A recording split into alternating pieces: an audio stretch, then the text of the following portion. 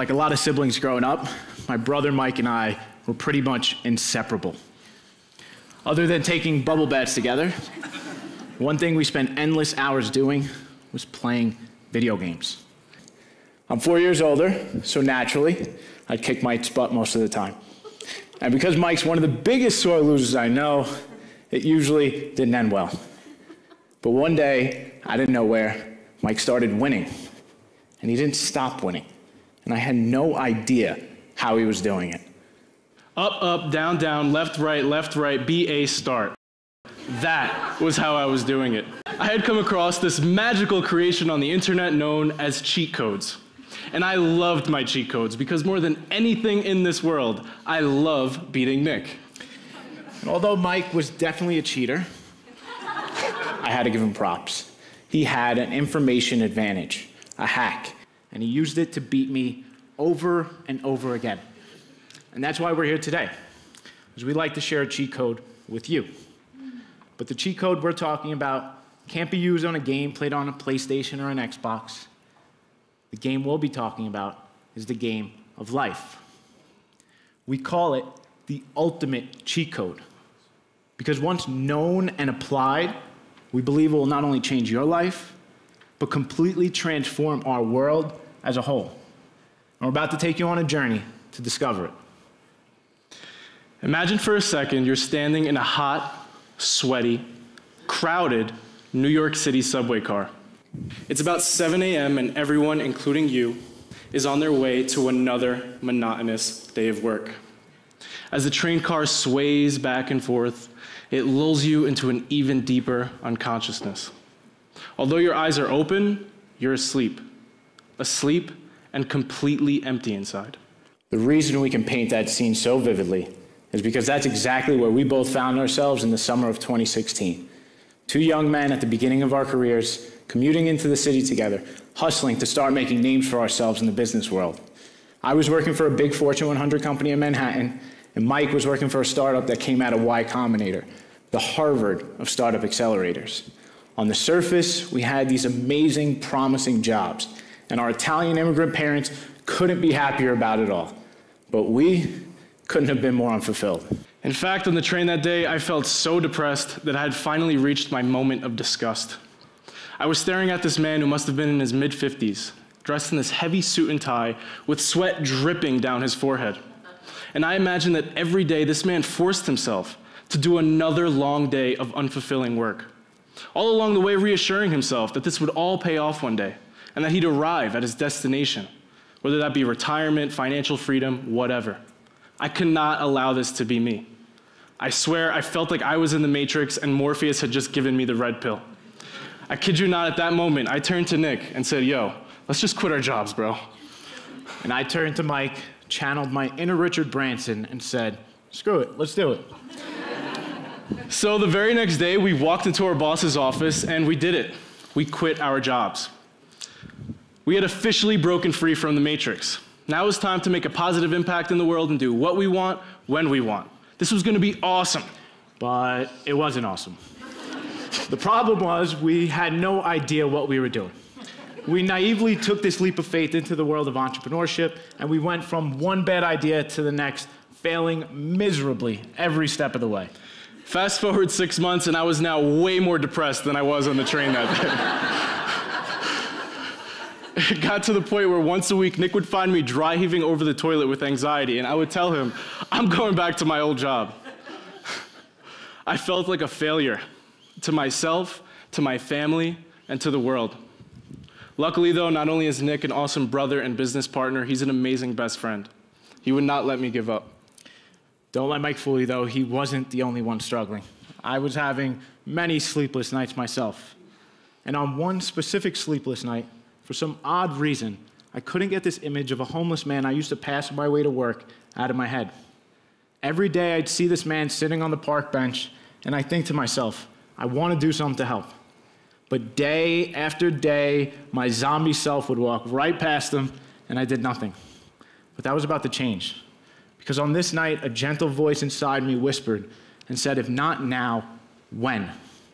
So I jumped up out of my bed, opened my laptop, and with squinty eyes started a GoFundMe page in hopes of raising money to get blankets to people living on the streets of New York City. It was wintertime and it was freezing, so I figured a blanket would be a practical way to help. I closed my laptop feeling good about what I just did, and I slept like a baby that night. So the next morning, Nick comes to me all excited about this idea, telling me he wants to blanket the homeless. And I said, Nick, I love the idea, and that's really kind of you, bro. But if we don't start making some money ourselves, pretty soon we're gonna be homeless. And he said, listen, you're 100% right. But something inside my bones is telling me this is what we have to do right now. It'll just take a couple of days, and then we'll get right back to the drawing board and figure out how we're actually gonna make some money. Just trust me on this. So I did. But Mike's the type of guy that when he decides to do something, he's gonna do it right. So he added to the idea, and he said, let's attach a handwritten letter to every blanket we give out to really let each person know that we care about them and we believe in them. So after raising some money from family and friends who felt bad for us, we bought some blankets on Amazon, wrote some handwritten letters, and planned a day to go out in the city with our family to give them out. And as you can imagine, we had one of the most fulfilling experiences of our entire lives. We felt firsthand the magic of giving. To see these individuals we were interacting with go from sad to smiling, from hopeless to hopeful, just absolutely lit us up inside. When we got home that night, we put together an amateur video. We called it Blankets of Hope. We posted it on social media to show the people who donated the impact that we'd made, and that was it. Blankets of Hope was over. Now it's time to get back to the drawing board and figure out how we were actually going to make some money for ourselves. But God, the universe, or whatever you believe in, had different plans. Because a few nights later, we were working late in Nick's apartment, and we received an email that forever changed our lives. The subject line said, "Donation to Mike and Nick." And the email went on to read, "Hi, my name is Todd Chafee. I'm a venture capitalist in California. I saw your Blankets of Hope video, and I love what you guys are doing. I want to offer you mentorship and financial support. Let me know if you want to talk." At first, we thought our prankster older brother was definitely messing with us. So we did what any logical person would do. We Googled Todd's name, and we soon found out this was not a joke. The first thing that popped up was the Forbes Midas list. Todd was an investor in major tech companies like Netflix, Twitter, and Snapchat. So of course, we responded back right away and said, yes, yes, yes, we'd love to talk. We were on the phone with Todd the very next day. And after 30 minutes of drilling us with question after question after question, there was a long pause. And he said, "You know what? I like you guys. I want to help you. I want you to stop everything you're working on and put all of your energy and focus into this idea of Blankets of Hope, because I think it has the potential to have a global impact." After Todd's pep talk, we started dreaming bigger about the impact we can make with Blankets of Hope. So after my 5th grade teacher saw what we were doing and sent me a message saying she wanted to get her students involved, that's when the light bulb turned on. This was how we were going to make the big impact we dreamed of and really scale this thing. So we created a Blankets of Hope workshop where we could teach students all across the country about empathy and kindness through a real-world experience. So now kids were the ones writing and attaching letters to the blankets, and kids were the ones making an impact in their local communities. We love the fact that it was now the future generation, our future leaders, who were inspiring this global movement of kindness. Fast forward to today, 6 years later, and Blankets of Hope has partnered with schools across 43 states and 3 countries to donate over 75,000 Blankets of Hope to those in need.